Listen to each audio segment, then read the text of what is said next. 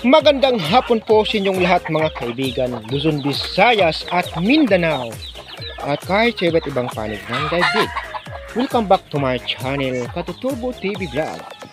So nandito na naman po tayo mga kaibigan sa ating munting manukan. Dito po tayo sa loob ng ating kubo na sira. Ayan. So tayo ngayon ay magpapatuka na naman po ng ating mga alagang sisiw mga kaibigan at mga tandang. So, disclaimer lang, it is for entertainment purposes only. So, pasensya na po kami mga kaibigan. Ngayon lang po tayo ulit nakapag-video at makapag-upload. Dahil over talaga. So, marami po tayong mga ginagawa na pinagkakaabalahan mga kaibigan. Kaya pasensya na po kayo talaga mga kaibigan sa akin. Pero bagaman busy tayo ay ito pa rin tayo. Nandito naman po tayo. Tayo ay papakita na naman ng ating mga alaga or chikiting sa inyong lahat. So tayo magpapatuka na po ngayon ng ating mga alagang sisiw mga kaibigan. Time out muna po tayo. Join. So ayan po mga kaibigan, nabigyan na po natin ng patuka ang ating mga sisiw dito sa loob ng kulungan. So ito na sa labas na mga ating bigyan mga kaibigan. Ito yung ating inahin mga kaibigan na pagala.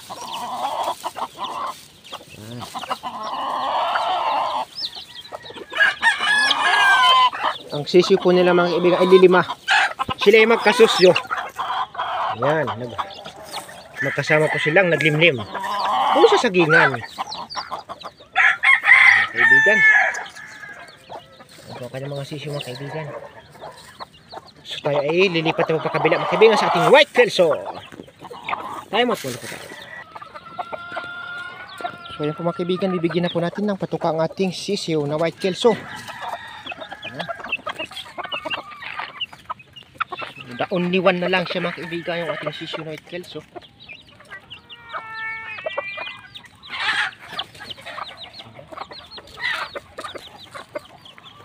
Siya na lang po mag-isa mga kaibigan nag-survive.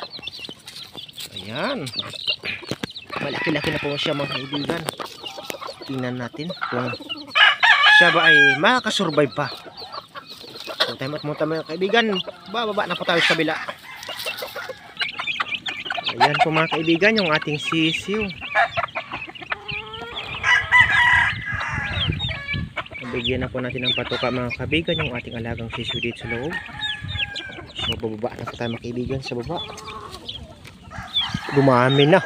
Ayan. Ang galing. So bababa na po tayo mga kaibigan. Time out muna po tayo. So ayan po mga kaibigan, nabigyan na po natin ng patuka at yung mga alagang sisiw. Ayan.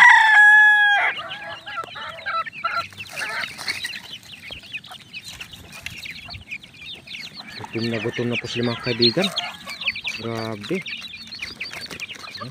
Lipat na po tayo sa kabila mga kaibigan. Time out muna po tayo. So ayan po mga kaibigan, sinabuyan lang po natin ng patuka ang ating mga alagang sisiw dito sa loob ng kulungan. Ayan.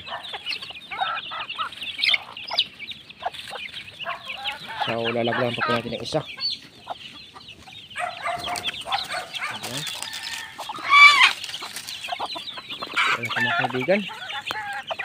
Lipat po tayo uli. Time out muna po tayo. So ayan po mga kaibigan, busy po yung ating mga alaga sa pagkain sa labangan. Ayan.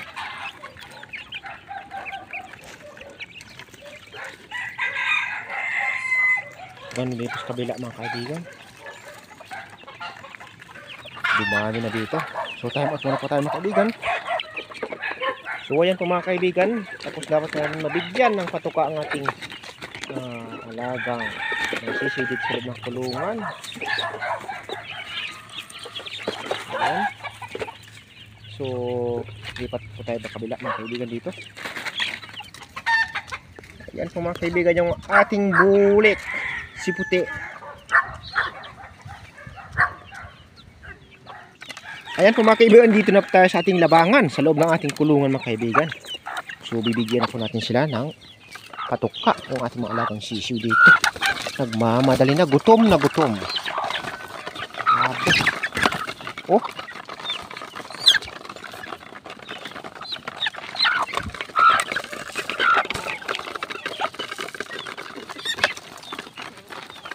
Ayan po mga kaibigan yung ating mga sisiw dito. Ayan po sila. Gutom na, grabe. Ayan. So ayan po mga kaibigan. So kumakain na po sila sa kanilang katukaan sa labangan na ginawa natin. So by next week, itong inahin mga kaibigan, kukunin na po natin siya. Para maikondisyon na po natin siya sa breeding uli. Para makahabol tayo sa last batch. So ayan po mga kaibigan. So salamat po ng marami sa inyong lahat.